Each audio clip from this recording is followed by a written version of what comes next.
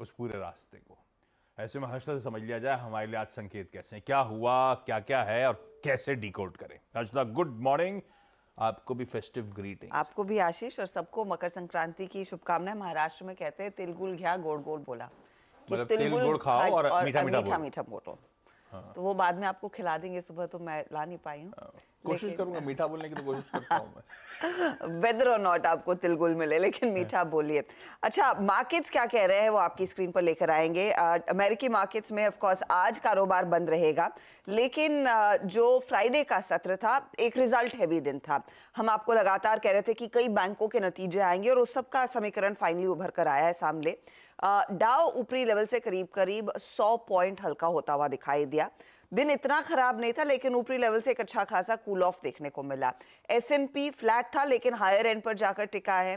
Nasdaq भी आप ध्यान देंगे तो एकदम फ्लैट क्लोज देखने को मिला। अब डाउ की गिरावट के पीछे कुछ खास स्टॉक्स थे जहां पर हमने देखा रिजल्ट रिएक्शन आता हुआ दिखाई दिया। तो पहले तो वो रिजल्ट रिएक्शन आपकी स्क्रीन पर लेकर आते हैं। बैंक ऑफ अमेरिका करीब 1% नीचे आया।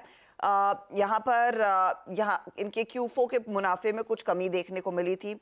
वेल्स फार्गो 3% घटा है, despite the fact highest quarterly profit company ने पोस्ट किया, तो वहां पर प्रॉफिट बुकिंग देखने को मिली। जेपी मॉर्गन चेज की अर्निंग्स में करीब 15% ईयर ऑन ईयर गिरावट आई, तो स्टॉक भी दबाव में था। नियरली आधे से 1% तक की करेक्शन वहां देखने को मिली। और सिटी ग्रुप एक था जहां पर 1% तक का इजाफा बनता दिखाई दिया, जहां पर अपडेट ये आया है कि 10% अपना वो वर्कफोर्स कम कर रहे हैं।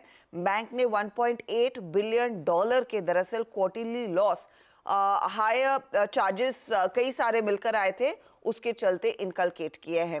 तो ये बैंकों के नंबर्स थे और उसके बाद हमने देखा है स्टॉक्स में रिएक्शन बनता दिखाई दिया।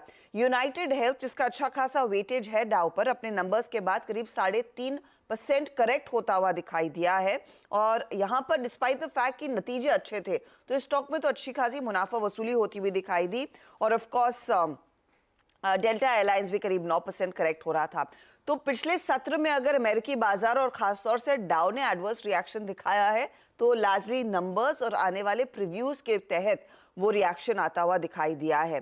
साथ ही साथ आपको ध्यान इस बात पर रखना है कि जो पीपीआई के नंबर्स आए, तो पीपीआई के नंबर्स जैसे आप मेंशन कर रहे थे, प्रोड्यूसर्स प्राइस इंडेक्स, वो आए हैं करीब डिक्लाइन होकर 0.1% दिसंबर में।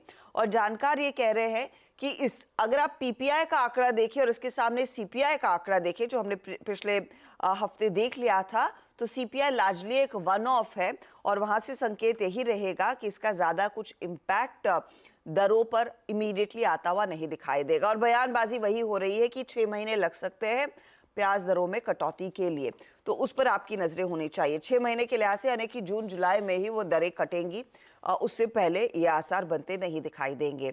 दूसरी तरफ आप जो मेंशन कर रहे थे रेड सी की क्राइसिस, अब रेड सी की क्राइसिस का इम्पैक्ट आने लगा है। पहले तो हमने देखा था कि कई सारी शिपिंग कंपनियां उस रूट को अवॉइड कर रही थी, कुछ और नाम सामने निकल कर आए हैं, लेकिन टेस्ला ने अपने यूरोप का जो प्लांट है, बर्लिन का जो प्लांट है जर्मनी में, जो सबसे बड़ा प्लांट है उस एरिया में, रेड सी की जो शिपिंग डिसरप्शंस है उसके चलते बंद कर दिया है। इन्होंने कहा है जैन 29 टू फेब 11, इस महीने के अंत से करीब 15 दिन तक वो अपना ये प्लांट बंद करने वाले हैं, क्योंकि इस शिपिंग क्राइसिस के चलते प्लांट जो पार्ट्स अवेलेबिलिटी है उसमें कमी देखने को मिल रही है। तो ये एक ऑटो कंपनी हुई, अगर ऐसी स्थिति दूसरी कंपनियों की तरफ से आए तो वो भी भारी पड़ता हुआ दिखाई देगा।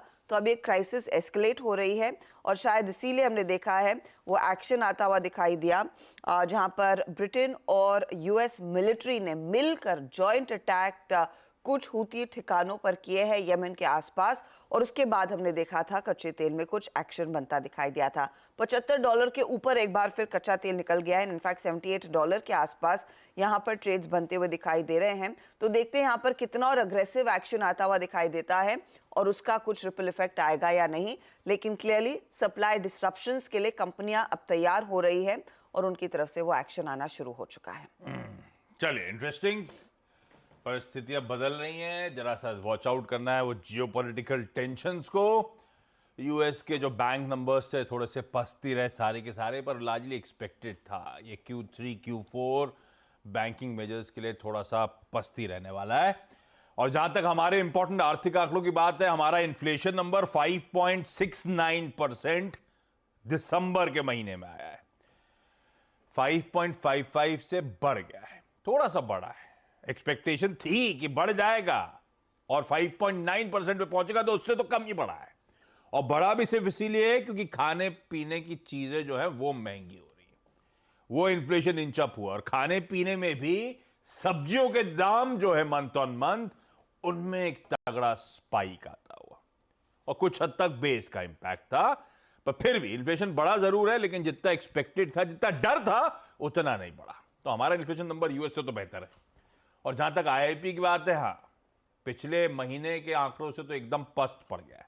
पर आईआईपी एक तो डेटेड है, नवंबर महीने का है, और ऐसे ही वोलेटाइल रहता है।